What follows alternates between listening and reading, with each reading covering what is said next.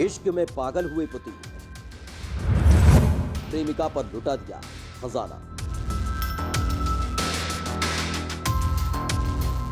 दोस्तों, रूसी राष्ट्रपति व्लादिमीर पुतिन किसी न किसी वजह से हमेशा चर्चा में बने रहते हैं, कभी किसी फैसले को लेकर तो कभी किसी विवाद की वजह से। लेकिन इस बार उनका नाता विवादों से जोड़ा जा रहा है, जिसमें दावा किया गया है कि 68 साल की उम्र में रूसी राष्ट्रपति को इश्क हो गया और जिससे प्यार हुआ है उस पर सरकारी खजाना लुटा रहे हैं। और ये दावा किया है अलेक्सी नावलनी ने, जो रूसी राष्ट्रपति व्लादिमीर पुतिन के सबसे बड़े दुश्मन माने जाते हैं। नावलनी ने कहा है कि पुतिन अपनी कथित गर्लफ्रेंड पर सरकारी खजाना लुटाने में लगे हुए हैं। यही नहीं, वो अपनी पूर्व पत्नी और 17 साल की अपनी बेटी पर भी बेशुमार दौलत लुटा रहे हैं। दावा है कि पुतिन के पास 100 अरब का घर है जो काला सागर तट के पास है। घर इतना आलीशान है कि इसमें तमाम तरह की सुख सुविधाएं मौजूद हैं। दरअसल पिछले कुछ वक्त से दावा किया जा रहा है कि राष्ट्रपति पुतिन का अफेयर पूर्व ओलंपिक चैंपियन एलिना काबाएवा के साथ चल रहा है।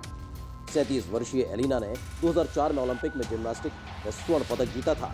इससे पहले साल 2000 ओलंपिक में उन्हें कांस्य पदक मिला था। 1983 में उज्बेकिस्तान में पैदा हुई एलिना के साथ पुतिन का नाम पहली बार साल 2008 में जुड़ा था। 2013 में पत्नी से तलाक लेने वाले पुतिन ने हालांकि अपने निजी जीवन के बारे में अभी कुछ नहीं कहा। 2016 में काबाएवा शादी की अंगूठी के साथ दिखी थी। 2017 में ऐसी भी अफवाहें सुनी थी कि वो प्रेग्नेंट है। ऐसे में दावे किए गए कि एलिना जुड़वा बच्चों की मां बनी है। अब नावलनी ने दावा किया है कि पुतिन सरकारी खजाने से उन्हें मोटा पैसा दे रहे हैं, जिस पर रूस के गरीब लोगों का अधिकार है। यही नहीं, उन्होंने सरकारी पैसों से एलिना की दादी को भी सेंट पीटरबर्ग में घर दिलवाया है। नावलनी का ये भी कहना है कि पुतिन ने एलिना की दादी को 2 और घर दिलवाए हैं। एलिना की आधिकारिक सैलरी सालाना 75 करोड़ रुपए है और वो रूस के मीडिया पर अपना नियंत्रण रखती हैं। पुतिन की नौकरानी भी करोड़पति। नावलनी ने अपने ब्लॉग में लिखा है, क्रूवोनोगिक नाम की एक नौकरानी से भी पुतिन के संबंध रहे हैं और वो उनके बच्चों की मां है। वो एक सुंदर युवा लड़की थी, लेकिन अब आश्चर्यजनक रूप से वो एक रईस महिला हो गई है। क्रूवोनोगिक के लिए 118 फीट का याच भी खरीदा गया है। उन्होंने कहा कि सामान्य महिला को इस योजना में हिस्सा नहीं मिल सकता है। उन्होंने कहा कि देश में 2 करोड़ गरीब हैं, लेकिन पुतिन अपनी गर्लफ्रेंड के लिए यॉच खरीद सकते हैं। नावलनी ने दावा किया है कि काबाएवा पर चोरी का अरबों रुपया बर्बाद कर दिया गया। नावलनी ने बताया कि रूसी राष्ट्रपति जिन लोगों पर पैसा खर्च कर रहे हैं उनमें उनकी कथित पार्टनर अलीना काबाएवा और पूर्व पत्नी स्वेतलाना भी शामिल है। स्वेतलाना के बारे में कहा जाता है कि वो पुतिन के 17 साल की बेटी की मां है। रूसी राजनीतिक कार्यकर्ता ने कहा है कि पुतिन खुद को राजा समझते हैं और वो काफी धनी है। उन्होंने कहा कि पुतिन की जरूरतें काला सागर तट पर बने घर तक नहीं है। उन्होंने कहा कि पुतिन के घर सफाई करने वाली क्रूवोनोगिक कुछ समय पहले तक एक युवा लड़की थी, लेकिन अब वो अविश्वसनीय तरीके से बहुत पैसे वाली हो गई है। कोई नहीं जानता कि ये पैसा कहां से आया। नावलनी ने कहा कि दरअसल क्रूवोनोगिक ने पुतिन की बेटी को जन्म दिया।